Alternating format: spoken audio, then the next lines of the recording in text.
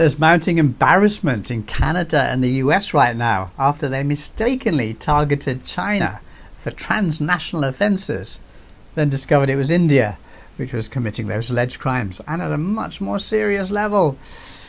Over the past week, authorities in the northern part of the Americas accused agents working for India of causing absolute mayhem, including homicides, extortion and violent acts. The Indian government made a horrific mistake.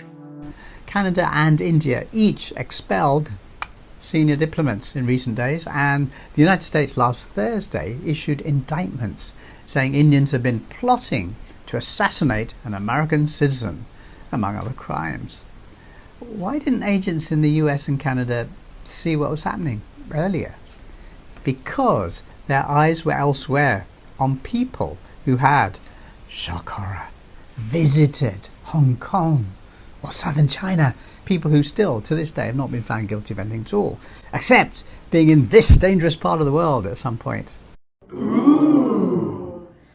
They are victims of a dangerous hysteria gripping Canada, said Ontario journalist Andrew Mitrovica in an essay referring to two of these cases. Why were US and Canadian surveillance agents watching China instead of India?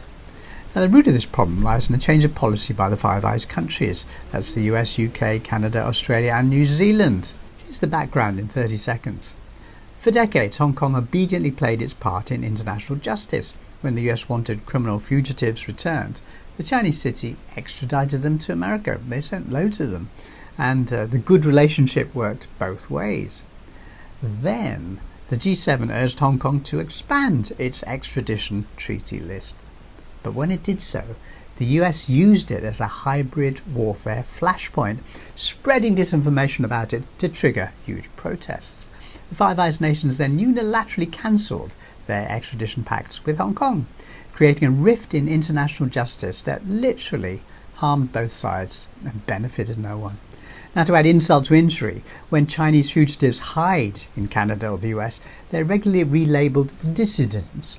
Law enforcement agents who try to catch them are described as communist agents committing foreign interference. Among the victims of the new policy are several former Canadian police officers who say they were wrongly labelled as Chinese agents by spy chiefs in Ottawa. Meanwhile, in the US, the most famous case was a fraudster, Miles Guo Wengoi.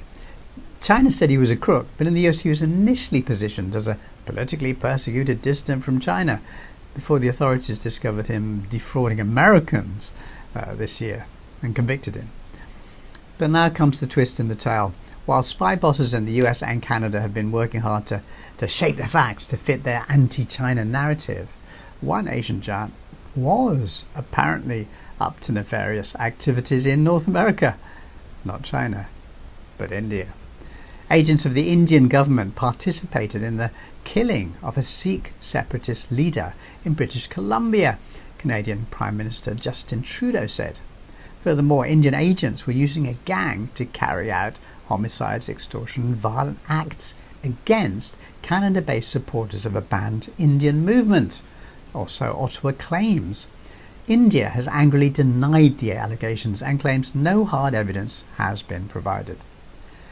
Now, the United States has made similar accusations against India. The FBI said there have been several incidents, including one in which Indian agents were involved in an assassination attempt on a dual US-Canada citizen living in America. Now, the targeted man was a Sikh named Gurpatwant Singh Pannan.